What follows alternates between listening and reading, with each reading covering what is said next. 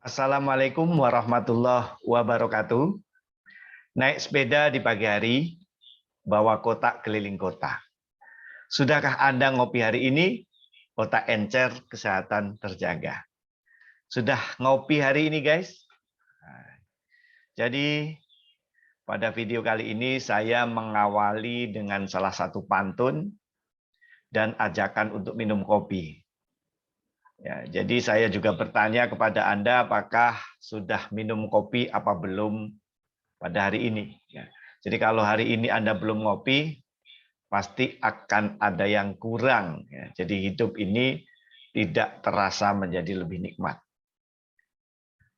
Video ini akan membahas mengenai salah satu informasi penting di dunia perkopian. Ya. Saya pikir kalau Anda sudah menyaksikan video ini, Anda akan tidak ragu lagi untuk mengkonsumsi kopi. Memang selama ini Anda sudah mengkonsumsi kopi, ya. Anda sudah ngopi tiap pagi, tiap siang, kemudian bahkan sore. Tetapi dengan menyaksikan video ini, Anda akan semakin yakin bahwa Anda ada pada track yang benar. Saya akan membahas mengenai kopi terkait dengan penyakit darah tinggi, kemudian kardiovaskuler, penyakit jantung, dan stroke. Ya. Jadi banyak sekali informasi-informasi yang berkembang di masyarakat yang sebenarnya merupakan mitos yang belum terbukti kebenarannya, tetapi sebagian besar masyarakat sudah mempercayainya. Jadi maka dari itu saya akan menjelaskan beberapa mitos itu dengan bukti-bukti ilmiah. Jadi kopi selama ini sudah banyak dikonsumsi oleh orang banyak, ya, tetapi banyak sekali informasi-informasi yang simpang siur ya terkait dengan kopi.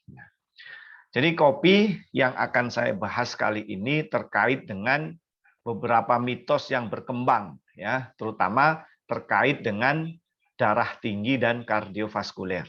Ya. Jadi informasi ini yang berkembang di masyarakat ya, bahwa mengkonsumsi kopi ini bisa menyebabkan hipertensi atau menaikkan tekanan darah. Bahkan untuk orang yang mengalami gangguan jantung, ini bahkan tidak boleh mengkonsumsi sama sekali. Ini merupakan informasi yang berkembang di masyarakat. Bahkan informasi yang ada menyebutkan bahwa mengkonsumsi kopi dapat menyebabkan penyakit kardiovaskuler. Kardiovaskuler ini adalah penyakit yang berkaitan dengan pembuluh darah. Kalau pembuluh darah itu terjadi di jantung, maka akan menjadi cardiovascular disease yang bisa menyebabkan terjadinya jantung koroner. Nah, jadi saya akan menyajikan bukti-bukti ilmiah terkait dengan informasi itu, apakah itu merupakan mitos atau memang hal seperti itulah yang terjadi di masyarakat. Yang pertama, yaitu salah satu penelitian yang sudah dipublikasikan menunjukkan bahwa orang yang mengkonsumsi kopi di awal pada saat dia minum, ya artinya orang ini sebenarnya bukan peminum kopi, tetapi kemudian minum kopi. Ya, maka yang akan dirasakan, ya, memang akan terjadi kenaikan tekanan darah yang sifatnya sementara. Jadi tekanan darah ini akan naik, ya, tetapi sifatnya sementara, kemudian bisa memperlambat detak jantung. Ya, tetapi kondisi ini akan berubah, ya, akan hilang apabila konsumsi kopi itu diteruskan dalam beberapa hari berikutnya. Ya, jadi bagi Anda yang tidak biasa minum kopi, terus kemudian minum kopi akan merasakan efek ini, ya, efek di mana terjadi kenaikan tekanan darah dan penurunan detak jantung. Nah, tetapi kalau kemudian besoknya Anda mengkonsumsi lagi, kemudian besoknya mengkonsumsi lagi, maka Anda tidak akan merasakan efek ini setelah mengkonsumsi kopi di hari kedua dan hari ketiga. Ya, ini merupakan hasil penelitian. Hasil penelitian yang kedua menunjukkan, ini penelitian juga tidak main-main karena melibatkan banyak sekali sampel. Berapa sampel? Ya, sampelnya adalah 12.000.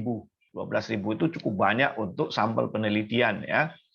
Jadi ada 12.000 penderita tekanan darah tinggi yang diikuti dengan kolesterol tinggi ya.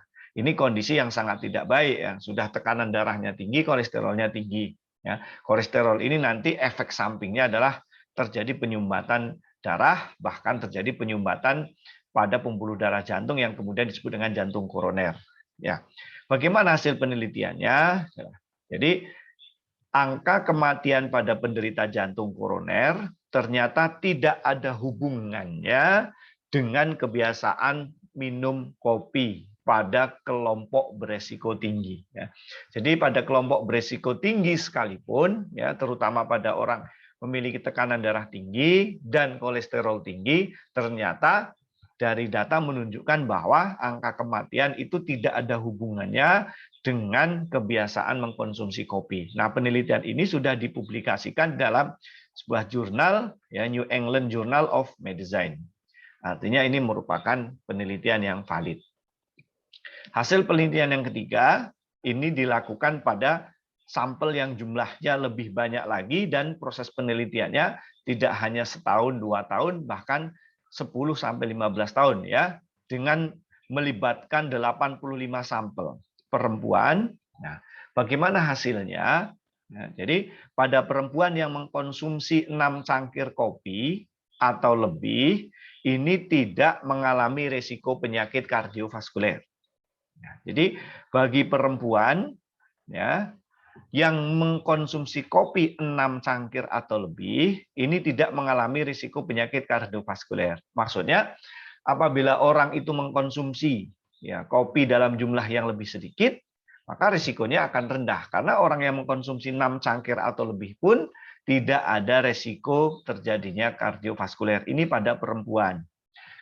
Kemudian sampel pada laki-laki yang melibatkan jumlah 45.000 laki-laki, ini menghasilkan bahwa tidak ada hubungan antara kopi, kafein, dan penyakit kardiovaskuler. Ya, kalau tadi sampelnya adalah perempuan, ini sampelnya laki-laki, ternyata pada jenis kelamin laki-laki dan jenis kelamin perempuan ini sama-sama tidak menunjukkan bahwa mengkonsumsi kafein, mengkonsumsi kopi ini menunjukkan ya artinya tidak ada ya menunjukkan bahwa orang yang mengkonsumsi kopi ini bisa menyebabkan penyakit kardiovaskuler. Nah, hasil penelitian yang ketiga ini dipublikasikan di dalam Journal of American Medical Association ya. Berikutnya di hasil penelitian yang keempat ini melibatkan sampel 30 orang perempuan ya atau wanita paruh baya. Nah, jadi kenapa ini saya garis bawahi paruh bayanya ya. Jadi pada wanita dan pria paruh baya. Artinya kalau pada perempuan paruh baya ini artinya metabolismenya sudah mengalami penurunan ya, terutama pada metabolisme yang disebabkan karena metabolisme penurunan akibat hormon estrogen pada perempuan ya. Sementara pada pria paruh baya ini artinya pria ini sudah mengalami perubahan ya, perubahan dari muda ke tua sehingga secara fisik juga mengalami penurunan, kemudian secara daya ingat juga sudah mengalami penurunan. Nah, jadi kesimpulan dari penelitian ini ya, mengkonsumsi kopi tidak meningkatkan ya sekali lagi mengkonsumsi kopi tidak meningkatkan tekanan darah. Ya, jadi mengkonsumsi kopi ini tidak meningkatkan tekanan darah pada pria maupun pada wanita paruh baya. Ya, tetapi justru mengkonsumsi kopi yang jumlahnya lebih dari 1 cangkir sehari secara rutin ini justru dapat menurunkan tekanan darah. Ya, tekanan darah sistol dan diastol. Artinya batas bawah dan batas atas, ya batas bawah dan batas atas tekanan darah ini tidak dipengaruhi oleh mengkonsumsi kopi. Ya, maksudnya tidak meningkat akibat konsumsi kopi, malah justru pengaruhnya malah menjadi lebih baik ya. Yaitu artinya tekanan darah malah justru menurun. Ya, ini sampel terjadi pada wanita dan pria paruh baya. Ya, kenapa pada pria dan paruh baya? Karena pada pria dan wanita paruh baya ini biasanya pada usia-usia paruh baya sudah terjadi ya plak, kemudian penyempitan pembuluh darah, ya sehingga tekanan darahnya akan menjadi lebih tinggi. Ya, justru dengan mengkonsumsi kopi ini tidak meningkatkan resiko terjadinya kenaikan tekanan darah, malah justru dia menurunkan tekanan darah. Nah, hasil penelitian berikutnya ini terkait dengan kopi dan stroke. Ya, nah stroke ini merupakan kondisi yang disebabkan ya karena pecahnya pembuluh darah menuju ke otak. Yang biasanya ini disebabkan karena tekanan darah tinggi akibat terjadinya penyempitan pembuluh darah menuju ke otak. Nah, jadi penggunaan kafein secara teratur justru akan mengurangi kerusakan otak akibat stroke. Nah, jadi sampel pada orang yang pernah mengalami stroke malah justru dengan mengkonsumsi kopi, ya kerusakan otak akibat stroke malah justru dikurangi. Ya, kafein mampu melindungi otak dari kerusakan iskemik. Jadi kerusakan iskemik ini adalah kerusakan pada otak yang disebabkan karena kekurangan oksigen. Ya, jadi pada saat terjadi stroke, ini pembuluh darah pecah sehingga aliran darah ke otak ini terhenti, maka akan menyebabkan otak kekurangan oksigen. Inilah yang disebut dengan kerusakan iskemik. Ya. Atau stroke disebabkan karena penyumbatan pembuluh darah, akibatnya darah tidak lancar menuju ke otak sehingga suplai oksigen ke otak juga menurun. Inilah yang disebut dengan kerusakan iskemik. Nah, justru jika mengkonsumsi kopi secara rutin, bahaya stroke ini dapat dikurangi. Ya, artinya bagi orang yang sudah mengalami stroke terus kemudian mengkonsumsi kopi secara rutin, ya bahaya akibat terjadinya stroke itu malah justru dikurangi. Artinya bisa terjadi stroke tetapi tingkat keparahannya ini malah justru akan dikurangi. Artinya tingkat keparahannya akan menjadi lebih rendah. Nah, dari hasil penelitian yang dipublikasikan di dalam jurnal American Neurology Association menunjukkan bahwa pemberian kopi sesaat pada orang stroke. Jadi ada orang sampel atau hasil penelitian pada orang yang mengalami stroke, kemudian setelah stroke, sesaat setelah stroke kemudian diberi kopi, ya, ini malah justru menunjukkan bahwa pemberian kopi pada orang sesaat setelah stroke ini dapat melindungi sel-sel otak dari kerusakan.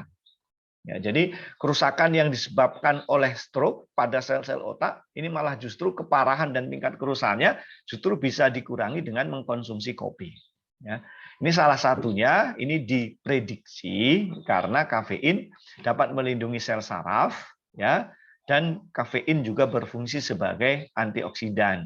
Nah, sehingga kerusakan pada sel-sel otak itu bisa dikurangi. Ya, sekali lagi hasil penelitian ini dipublikasikan pada American Neurology Association. Nah, jadi itulah fakta-fakta ilmiah dan bukti-bukti ilmiah yang menunjukkan bahwa sebenarnya mengkonsumsi kopi ini tidak berkaitan dengan kejadian kenaikan tekanan darah, kemudian tidak berkaitan dengan kejadian terjadinya stroke, kemudian juga tidak berkaitan dengan kejadian terjadinya cardiovascular disease pada orang-orang yang biasa mengkonsumsi kopi. Dari hasil penelitian malah justru kondisi orang yang mengkonsumsi kopi ini akan menjadi lebih bagus, ya. Lebih bagus dari segi apa? Misalnya pada orang yang stroke malah justru tingkat keparahan akibat stroke itu bisa dikurangi, ya. Bahkan kerusakan-kerusakan otak yang terjadi akibat stroke ini juga keparahannya itu bisa dikurangi. Nah, demikian juga dengan kejadian tekanan darah tinggi, malah justru orang yang mengkonsumsi kopi secara rutin dalam jangka panjang, ya malah justru tekanan darahnya akan diturunkan, ya bukan dinaikkan. Ya, dan kejadian kardiovaskular disease pun pada orang yang memiliki tekanan darah tinggi dan orang dengan kadar kolesterol tinggi, ternyata kejadian kematian ini tidak disebabkan oleh karena kebiasaan mengkonsumsi kopi. Oke. Terima kasih Anda sudah menyaksikan video ini secara lengkap. Harapan saya bagi Anda yang biasa mengkonsumsi kopi, silahkan dilanjutkan. Bagi Anda yang ragu, ya silahkan hilangkan keraguan setelah Anda menyaksikan video ini. Oke, terima kasih. Jangan lupa bagi Anda yang suka dengan video ini, silahkan subscribe ya. kemudian share dan kasih jempol. Oke, terima kasih. Assalamualaikum warahmatullahi wabarakatuh.